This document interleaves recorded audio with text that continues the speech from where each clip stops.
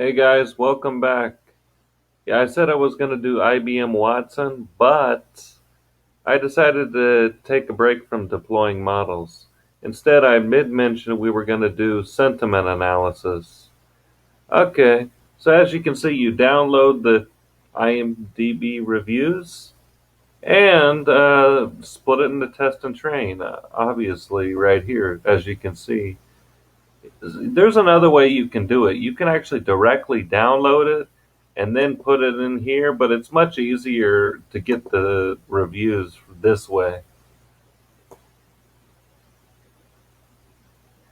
Okay, as you can see, the tokenizer, that strips it of vocabulary, and then the pad sequences, we're going to import that. And then we're going to put training and test labels on it. Make sure you do the out of vocabulary token. That's extremely important. This is up to you, how much your vocab size. Honestly, I I like more vocabulary because more of the semantics of the words. Okay, and then as you can see what the tokenizer is doing, stripping it of vocabulary and it's assigning the O token. Okay. Okay, and then here's where we get to the neural network. We're going to put the vocab size and embedding them into the neural network. I did 14 neurons, but I did a dropout of 20%. Flattened them, and then remember, whatever you want to do, this last one has to be a 1 because of the logic. And then I did 4 neurons, and then you have to do a 1 at the end with this data set only.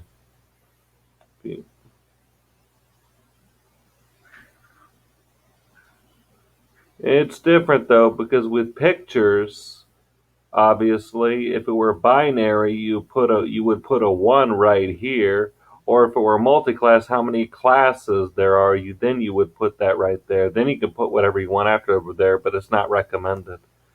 Although that would be a convolutional neural network, and we'd be getting into shapes and all kinds of, but that's besides the point. Okay. As you can see, the model trained. If you're gonna train one of these just for fun, like I did, not really play with it too much, not really get into linear algebra and all that. Whatever you do, don't let this run at too many iterations. It'll increase the cost function. You'll get a lot of validation loss. It'll do more harm than good. Especially it'll get to 100% pretty quick anyways for training accuracy, and then the training loss will go down. With this data set, what you got to worry about is the validation loss. The validation accuracy kind of just hovers around where it's at, but a big challenge of this data set, especially with the semantics of the words and using a smaller data set size, is the loss function for the validation. Okay, now we're going to get to the fun part, sentiment analysis. I really like this movie. I'm going to watch it so many times. Yeah, okay, so whatever is, if you have a 1, then that obviously means good if it were point 0. But you'd have to write extremely great about it to get that. I tried to confuse it, but obviously you can't confuse this one. Okay, I hate this movie. It was so terrible. Obviously, that is a very negative. So that's why it's point 15. This movie was awesome. They really need to make a sequel. 40 should have been better. Then again, okay, and this movie seemed realistic. It should show you the creativity of the writer. Yeah, this movie I could only watch for 5 minutes. It was so unbearable. Don't waste a minute of your life. That could not be a more predicurate act. Look how far away that is from 1. And then I love how far in Hollywood has come. Yeah, it's almost a 1, this one. I hate how fake Hollywood is. Should have been right here with here. Okay, I don't know why people.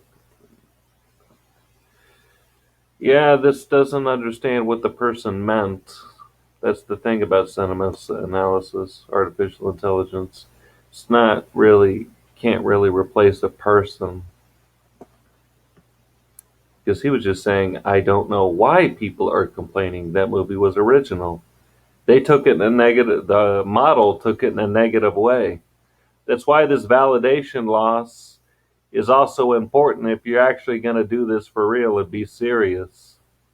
Because you see how some of these predictions were not so perfect. I did this on purpose to get you to realize validation loss, when you for real, actually does matter, especially when dealing with natural language processing like we are here, and you're going to use a model for whatever.